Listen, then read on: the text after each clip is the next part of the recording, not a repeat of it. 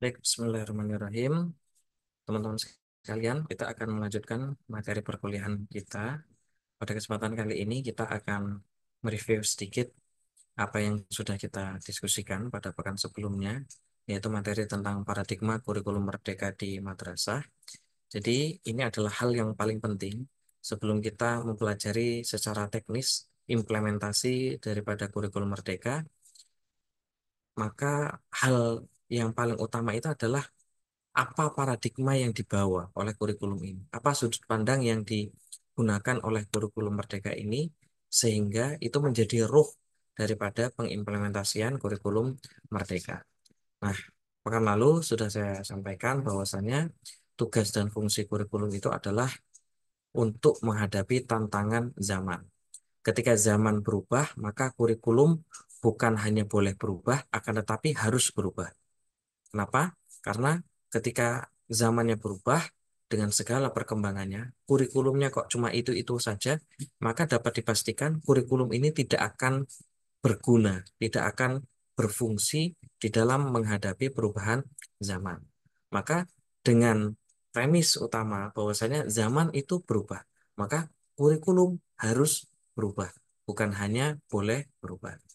Nah, kemudian dengan menghadapi tantangan zaman yang berubah tersebut dan juga tantangan untuk senantiasa mewariskan nilai dan budaya karakter bangsa, maka perubahan kurikulum adalah sebuah keniscayaan.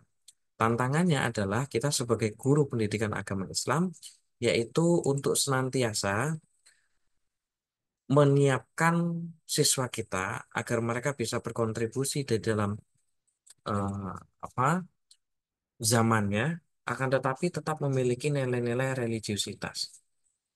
Saya tak geser ini nggak kelihatan.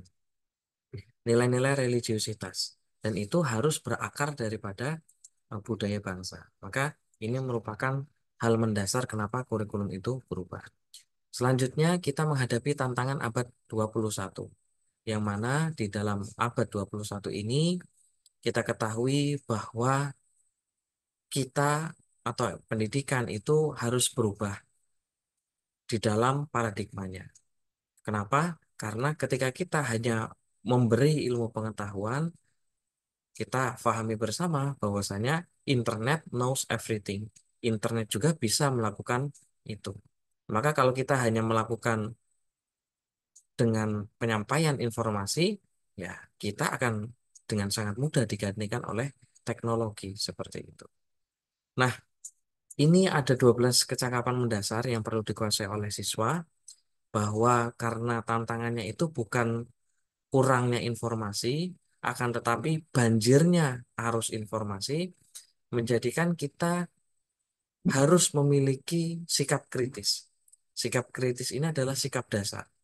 Sikap kritis kalau di dalam Islam disebut dengan tabayun.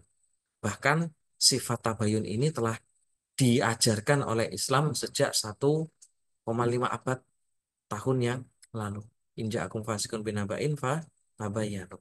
Jadi perintah untuk critical thinking, meragukan kebenaran dari sesuatu yang kita peroleh, itu adalah kemampuan mendasar. Jangan sampai kita dikendalikan oleh teknologi. Dikendalikan gimana? Jadi teknologi membuat berita-berita bohong, berita hoax, dan kita yang membacanya itu langsung percaya begitu saja. Nah itu atau bahasa lainnya kan propaganda. Biasanya yang banyak eh, apa namanya terkena daripada propaganda kebohongan yang disebarkan oleh teknologi itu orang-orang tua. Kita kalau melihat kan biasanya itu di grup-grup WA itu eh, share-share informasi yang ternyata yang nge-share itu sendiri belum membaca atau belum mengetahui kebenaran daripada apa yang dia share itu.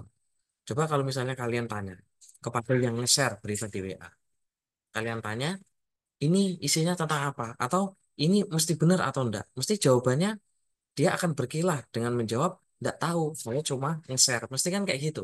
Nah, ini sebenarnya bukti bahwasanya masyarakat kita itu tidak kritis. Dia nge-share sesuatu yang dia sendiri belum tahu kebenarannya. Maka ini adalah hal utama yang harus menjadi kesadaran pokok oleh setiap siswa yaitu untuk berpikir kritis. Ketika memperoleh pengetahuan sebentar, informasi yang kamu dapatkan ini saya cross check dulu kebenarannya. Karena bisa benar, bisa salah kan seperti itu. Nah, selanjutnya untuk kreativitas, kolaboratif, komunikatif, dan seterusnya sudah kita diskusikan pada pekan yang lalu bahwa ini merupakan secara garis besar adalah keterampilan belajar, keterampilan literasi, dan keterampilan hidup dan berkarir. Berkarir seperti apa? Tentu berkarir yang memiliki karakter. Jadi harapannya ini sebagai kemampuan dasar yang dimiliki oleh setiap siswa. Nah, ilustrasi mengapa kita harus merdeka belajar karena paradigma yang digunakan atau diterapkan pada kurikulum-kurikulum sebelumnya adalah guru diposisikan sebagai teacher center, guru sebagai pusat daripada pembelajaran. Ilmu pengetahuan hanya berasal dari guru. Di luar daripada itu tidak akan diterima atau dibenarkan. Maka biasanya kalau pas ujian itu jawabannya itu harus persis dengan apa yang disampaikan oleh guru. Kalau berbeda, salah. Padahal belum tentu benar-benar salah, karena boleh jadi ada apa namanya jawaban yang lain yang boleh jadi ya benar.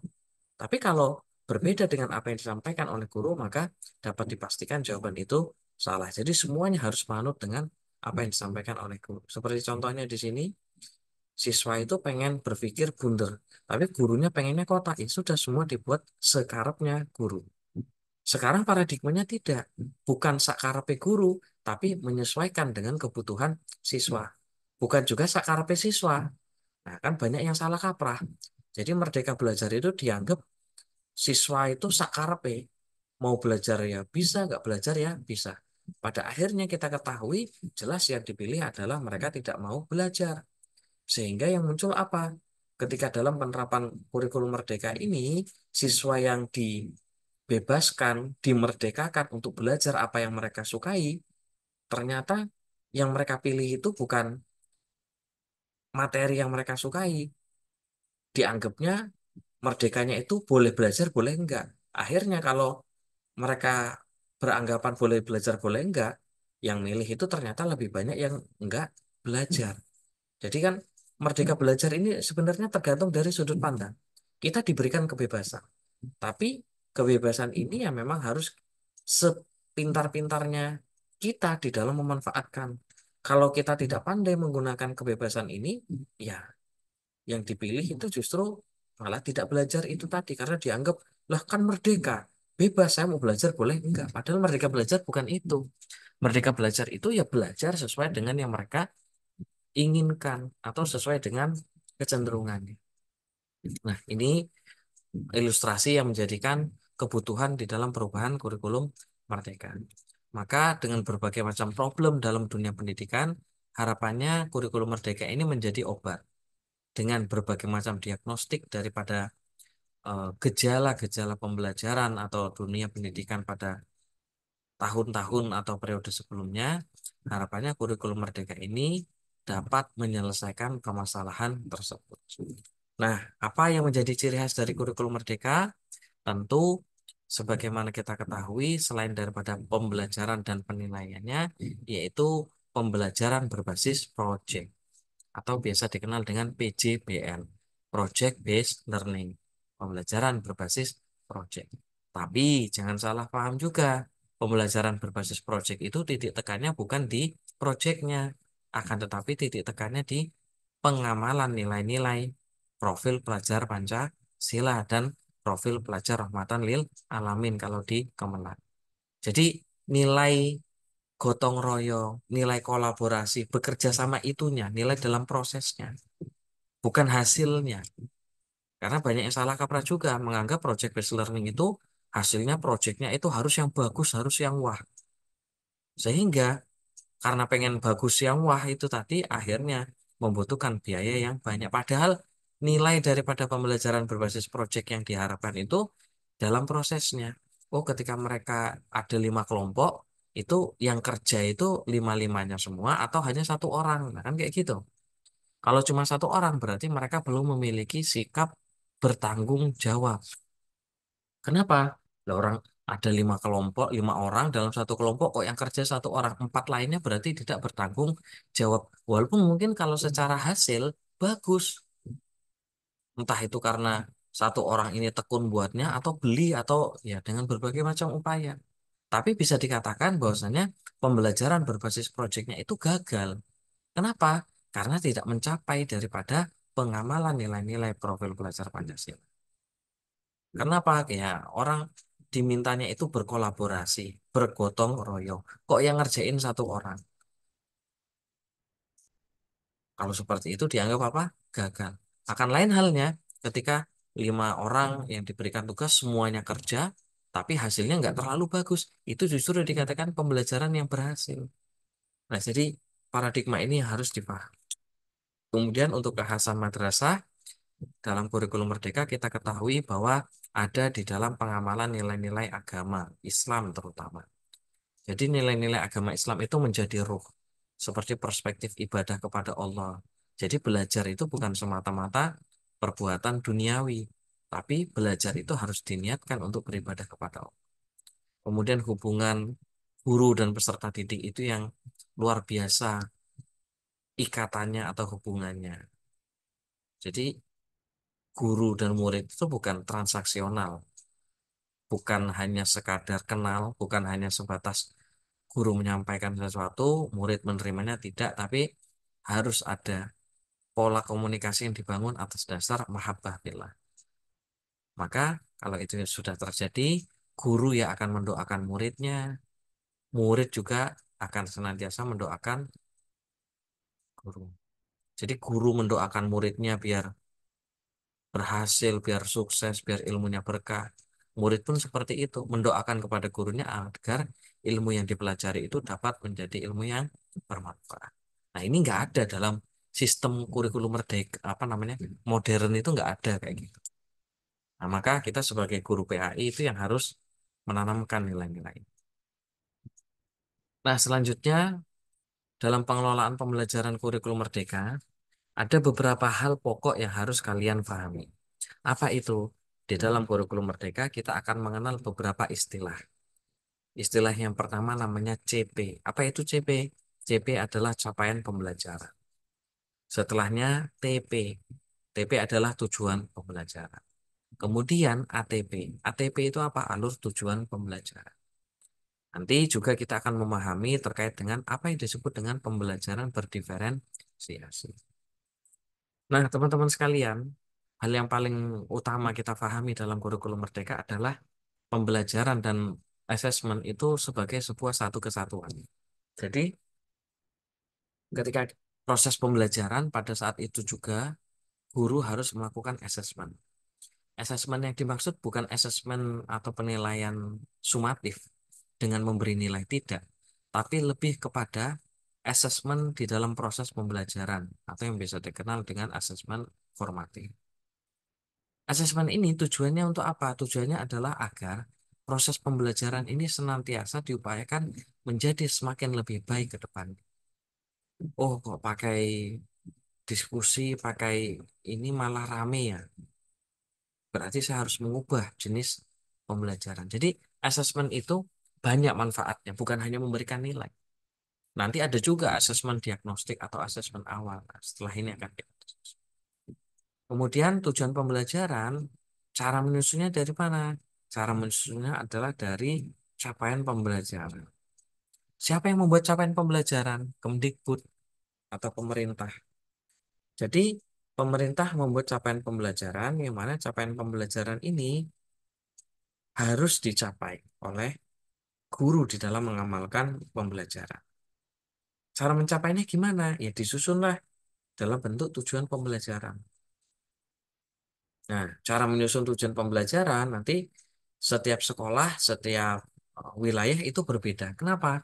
Karena mereka harus mempertimbangkan kekhasan dan karakteristik dari sekolah tersebut. Sekolah yang berada di pinggir laut dengan yang ada di tengah hutan, dengan ada yang di atas gunung, ya beda. Kenapa? Karena memiliki kekhasan yang berbeda, beda. Kemudian pendidik juga diharapkan dapat memahami pola pikir tentang pengembangan pembelajaran dengan memahami bahwa setiap peserta didik memiliki kekhasan.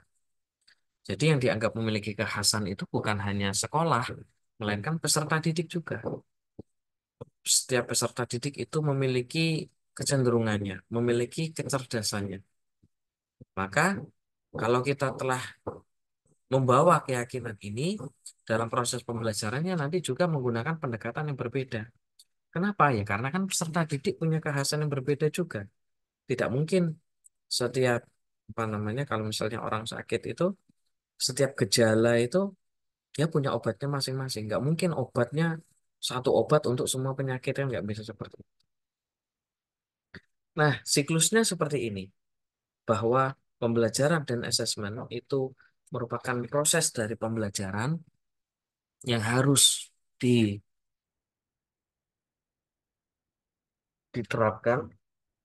Maka di situ sifatnya timbal balik. Setelah proses pembelajaran itu diterapkan, maka dilakukan namanya proses asesmen.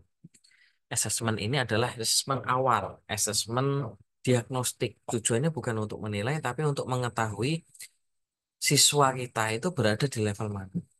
Seperti contoh misalnya kalau kita ngajar ngaji, itu kan nggak langsung ketika pertemuan pertama ya, nggak semua langsung disuruh baca Quran, disuruh baca Iqra, atau disuruh membaca langsung ditentukan oleh guru.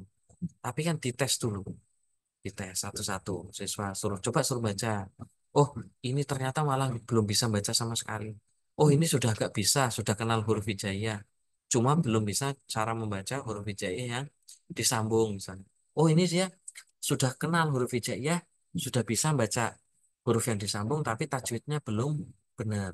Nah, kan nanti kita ngajarinnya itu kan sesuai dengan kemampuan yang sudah dimiliki. Selama ini dunia pendidikan jarang melakukan itu. Ya hanya hanya ia inisiatif dari guru saja. Tapi dalam kurikulum Merdeka itu menjadi sebuah SOP, standar dari proses pembelajaran. Bahwa ya harus ada asesmen diagnostiknya, harus bertujuan untuk mengetahui eh, level daripada anaknya itu berada di mana sehingga ibarat orang kalau sakit itu ya obat yang diberikan itu ya pas sesuai dengan dosis. Tidak semua disamakan pakai obatnya obat batuk semua padahal belum tentu mereka itu sakit batuk kan kayak gitu. Ya, kalau kayak gitu ya enggak kan sembuh.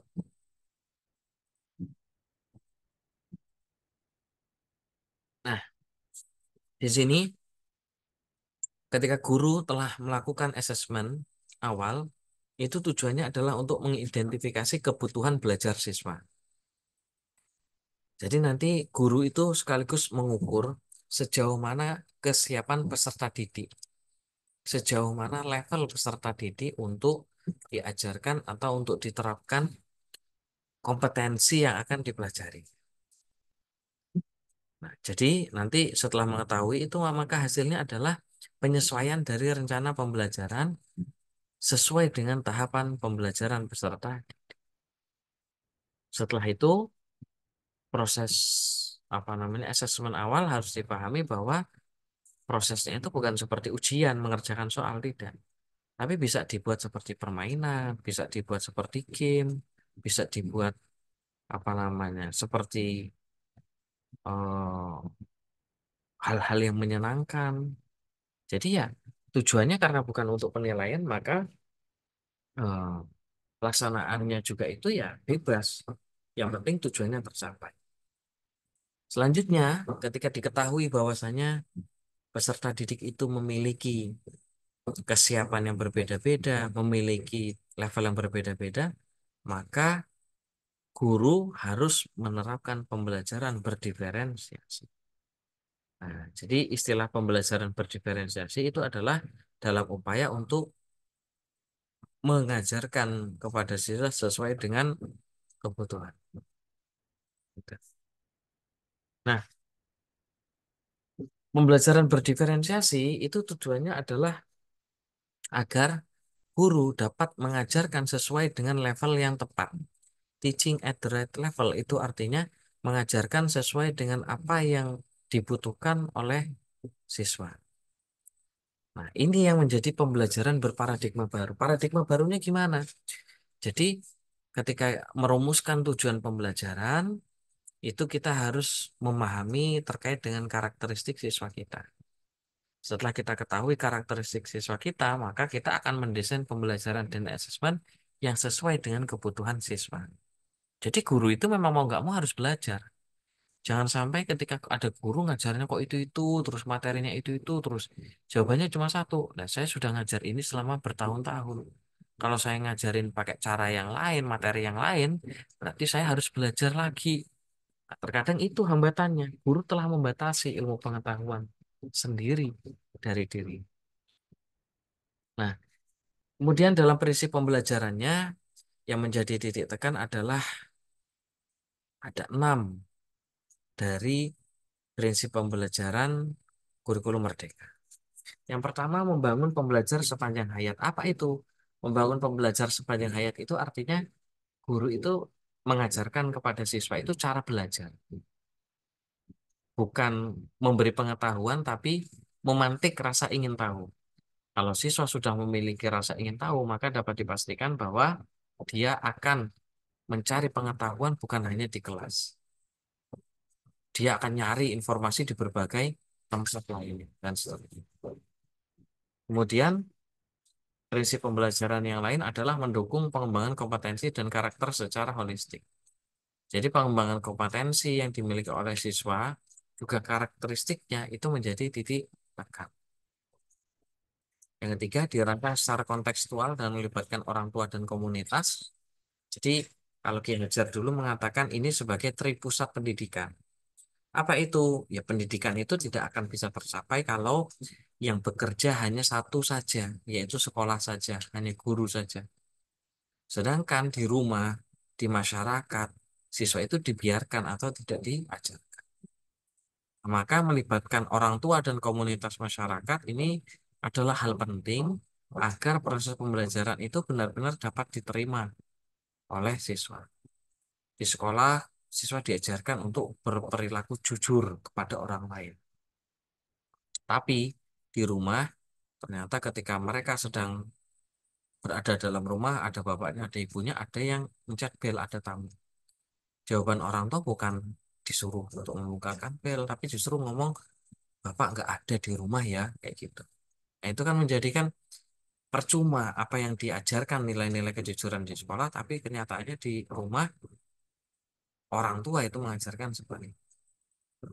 Selanjutnya, berorientasi masa depan, berorientasi pada nilai ibadah, dan dirancang sesuai karakteristik peserta didik. Jadi, karakteristik peserta didik ini harus diketahui dulu. Kalau enggak, ya gimana cara kita ngajar sesuai karakteristiknya kalau kita belum tahu. Kemudian berorientasi pada nilai ibadah, ini hal yang menjadi ciri khas sebagai seorang muslim bahwa semua hal di dunia ini adalah ibadah. Belajar ya ibadah, bekerja adalah ibadah. Maka kalau niatnya adalah ibadah, maka niatkanlah untuk mendapatkan ridho dari Allah Subhanahu wa taala. Nah, ini prinsip pembelajaran Islami seperti itu yang jarang disampaikan oleh. Kemudian ketika kita ingin menyusun daripada capaian pembelajaran, tadi yang sudah saya sampaikan, bahwa capaian pembelajaran itu telah disusun oleh pemerintah. Nah, hal yang harus kalian pahami bahwa capaian pembelajaran itu disusunnya itu bukan berdasar kelas, tapi berdasarkan fase. Nah, ini di PPT bisa kalian lihat bahwa pembagian fase itu dari A sampai F. Bahkan bukan dari A, melainkan dari fase pondasi. Fase pondasi nanti dia punya CP-nya, capaian pembelajarannya masing-masing.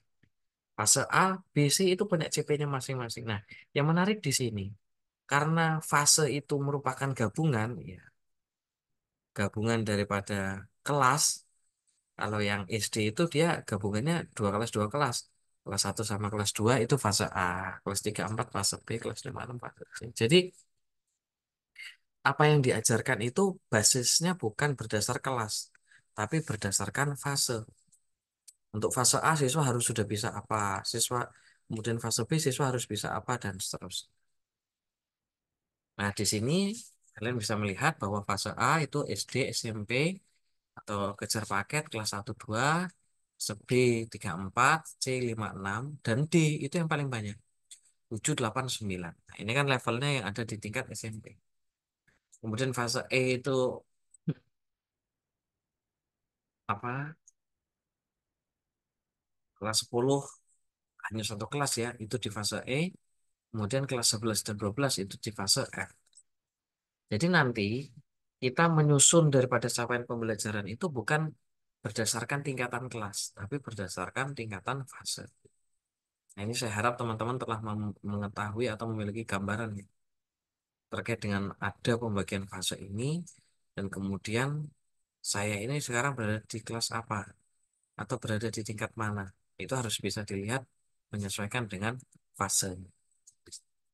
Nah, komponen dari capaian pembelajaran apa yang telah disusun oleh pemerintah atau dalam hal ini Kemdikbud? Capaian pembelajaran komponennya yang pertama rasional mata pelajaran. Karena kita tahu bahwasannya menjadi titik tekan adalah profil pelajar Pancasila, maka rasional mata pelajarannya adalah rasionalisasinya adalah bagaimana agar mapel yang diajarkan ini juga mengajarkan nilai-nilai karakter Pancasila, bergotong royong, bertanggung jawab, dan seterusnya itu tadi ya harus masuk kepada mapel yang diajarkan. Jadi tanggung jawab itu bukan hanya milik guru agama sebenarnya, semua guru mapel pelajar, mata pelajaran.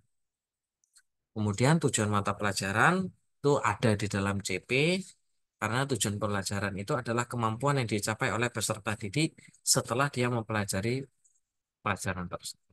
Peserta didik diminta biar bisa atau apa namanya, bisa melakukan apa. Nah, itu adalah di tujuan pelajaran.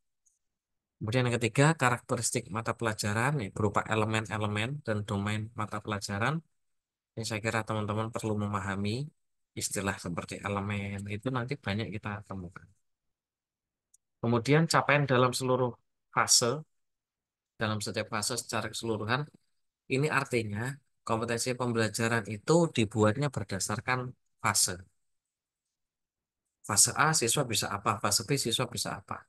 Bukan lagi berdasarkan kelas. Nah, ini hal utama yang harus kalian paham. Kemudian capaian dalam setiap fase menurut elemen itu karena dalam pengamalannya ada banyak sekali elemen sehingga menjadikan eh, apa namanya, elemen itu menjadi kata kunci lah bahasa mudah, menjadi kata kunci apa yang harus saya kuasai seperti itu. Nah, untuk karakteristik mapel PAI dan bahasa Arab itu setidaknya ada tiga hal. Yang pertama keterampilan abad 21, konteks bermasyarakat global, global, global berbangsa dan bernegara. Yang ketiga berdimensi ukhrawi. Keterampilan abad 21 ini adalah hal yang umum yang harus kita pahami. Kritis, kreatif, kolaboratif, komunikatif. Kemudian konteks bermasyarakat global ya dengan bermedia sosial saja kan kita sudah menjadi masyarakat global.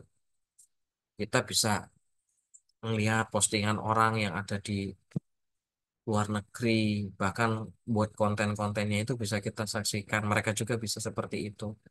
Di TikTok, media sosial lainnya, dan seterusnya itu kan mereka bisa melakukan apa yang disebut dengan masyarakat global itu tadi.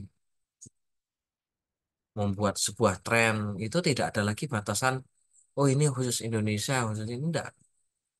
TikTok sebagai anunya, konsepnya. Jadi semua negara itu bisa menyalurkan apa yang mereka itu. Kemudian yang ketiga berdimensi ukhrawi artinya memiliki nilai-nilai pemahaman bahwa tidak hanya di dunia ini melainkan juga di akhirat. Nah, kemudian elemen itu apa sih?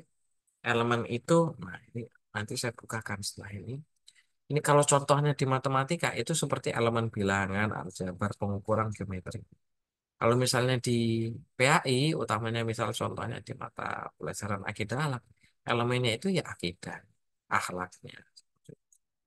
Jadi elemen itu sebagai kata kunci apa yang akan dipelajari dalam fase yang telah ditentukan. Kemudian ini sebagai skema proses perancangan kegiatan, sebagai guru itu hal yang pertama dia memahami CP-nya dulu. CP yang dikeluarkan oleh Kemdikbud itu harus dipahami dulu maksud dan tujuannya apa yang menjadi kata kuncinya. Setelah kita paham terhadap capaian pembelajaran, langkah selanjutnya adalah merumuskan tujuan pelajaran. Merumuskan tujuan pembelajaran ini baru yang buat resepnya adalah guru itu sendiri. Ya tentu tidak murni sendirian.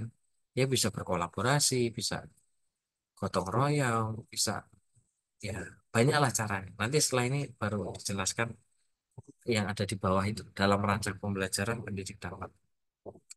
Nah, setelah merumuskan tujuan pembelajaran, setelah tujuan pembelajaran itu bisa di atau jadi atau sudah jadi, langkah selanjutnya menyusun alur tujuan pembelajaran, cara belajar itu.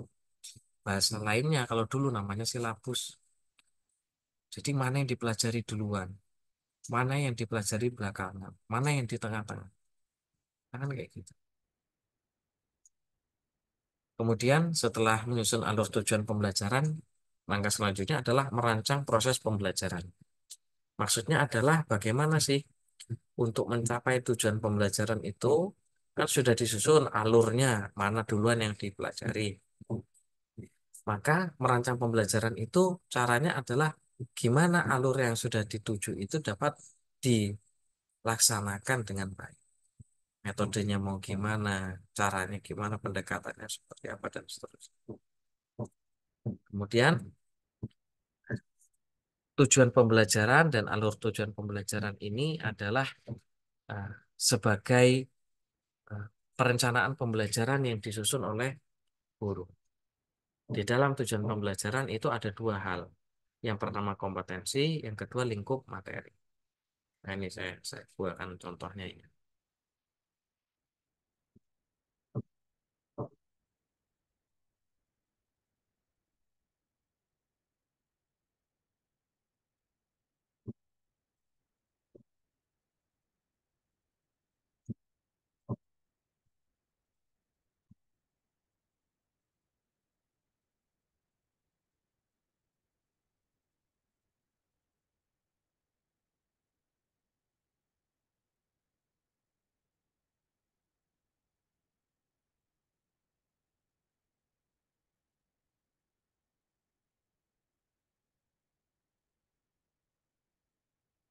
Nah, ini sebagai contohnya.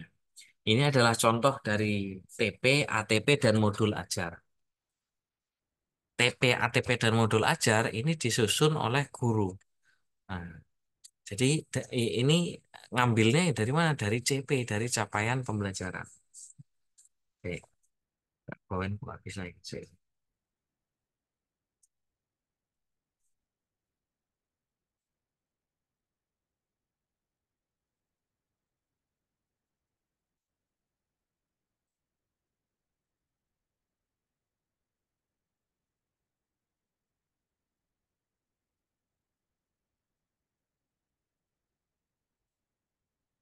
Saya nggak bisa ketik ke bawah ini.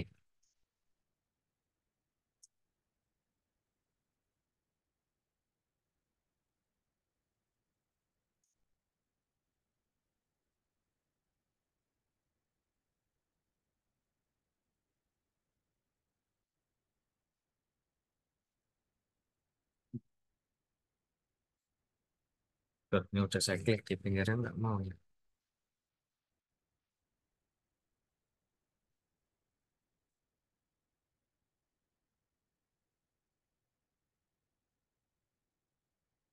Ya nanti apa teman-teman bisa melihat lah. Jadi di sini dalam contoh TP, ATP dan modul ajar itu yang disusun oleh guru itu bukan dengan cara mencari ilham di langit, cara nyusunnya seperti itu atau ndabrul atau ngawur dan seterusnya. Tapi dari TP itu ngambil ke atau ngambilnya ke capaian pembelajaran. CP itu dibuat TP-nya, TP-nya itu kemudian dibuat alur tujuannya, kemudian baru dibuat modul ajarnya atau ya rancangan pembelajarannya seperti itu. Nah, kemudian di sini dalam merumuskan tujuan pembelajaran itu ada beberapa rumus. Nah, sebelumnya di sini, sebelumnya. Nah, ini. Jadi ketika merancang pembelajaran itu sebenarnya ada tiga cara. Di bawah ini bisa kalian lihat bahwa untuk mengembangkan atau merancang pembelajaran itu dia bisa mengambil sepenuhnya dari alur tujuan pembelajaran atau perencanaan pembelajaran. Jadi ya gunakan dari alur tujuan pembelajaran yang sudah ada. Kemudian cara yang kedua, mengembangkan alur tujuan pembelajaran berdasarkan contoh-contoh yang dibuat oleh pemerintah. Kemudian yang ketiga, yaitu menggunakan contoh yang disediakan. Artinya, tadi kan ada contoh, ini sebagai contohnya ya. Nah, ini kan sudah ada yang disusun oleh salah seorang guru. Kalian monggo bisa menggunakannya. Bisa pakai contoh yang ada ini plek klip tiplek ya, boleh. Asalkan memang ya sudah sesuai dengan apa yang dibutuhkan siswa. Tapi boleh juga kalian modifikasi. Mana yang dibuang, mana yang diambil, ya boleh juga. Nah, jadi itu merupakan kemerdekaan yang dimiliki oleh guru di dalam menyusun. Itu ya dia bisa nyontoh punya temennya. Dan ini ilegal, oh, bukan ilegal. Ini legal, ini resmi. Jadi di platform Merdeka Mengajar itu banyak guru-guru yang sudah mengunggah daripada hasil prakarya atau karya yang mereka lakukan nanti untuk ditiru oleh orang lain. Nah, teknik perumusan tujuan pembelajaran di sini, tujuan pembelajaran itu bisa disusun melalui capaian pembelajaran. Jadi kita ketahui capaian pembelajaran itu, baru nanti dianalisis mana kompetensinya, mana lingkup materinya. Setelah itu ketemu, baru bisa merumuskan tujuan pembelajaran berdasarkan atau lintas elemen. Nah, ini teknik untuk menyusun tujuan pembelajaran. Sebagai contohnya ini kan, di kali ini contohnya yang diberikan kan matematika. Elemennya apa? Ada elemen bilangan, aljabar, pengukuran. CP-nya ini, kalau kalian lihat kan kata-kata yang pertama pada akhir fase B, pada akhir fase B. Kenapa ya? Karena memang CP ini harus dicapainya setelah atau dibuat per fase, setiap fase. Nanti baru dirumuskan tujuan pembelajaran. Ngambilnya dari CP ini. Nah, jadinya nanti sebagai contoh seperti ini. Fase awalnya seperti apa, alur tujuan pembelajarannya seperti ini. Tujuan pembelajaran satu, 2, 3, ya berdasarkan daripada eh, fase tersebut ada berapa. Nanti ini disusun, ini kan tujuan pembelajaran satu, tujuan dua, dan seterusnya. Ini tujuan pembelajaran satu, apa yang diajarkan, ini yang kuning, apa yang diajarkan, tiga, apa yang kuning diajarkan, dan seterusnya. Siapa yang tahu urut-urutannya ya guru. Kayak gitu. Gurulah yang mengetahui. Kalau ada beberapa guru yang mapelnya sama, ya mereka berdiskusi. Baik, teman-teman sekalian, kiranya itu. Jadi untuk eh, pengenalan terkait dengan kurikulum Merdeka, bahwa diubah berdasarkan fase, kemudian apa namanya, pendekatan paradigmanya itu menggunakan project based learning, dan juga bagaimana cara menyusun eh, tujuan pembelajaran TP dan ATP itu yang diambil dari CP-nya. Nah, nanti kita akan belajar prakteknya seperti itu pada pertemuan yang tidak tahu pertemuan berapa. Baik, teman-teman sekalian, kiranya itu untuk materi hari ini. Monggo saya persilahkan kalau ada pertanyaan.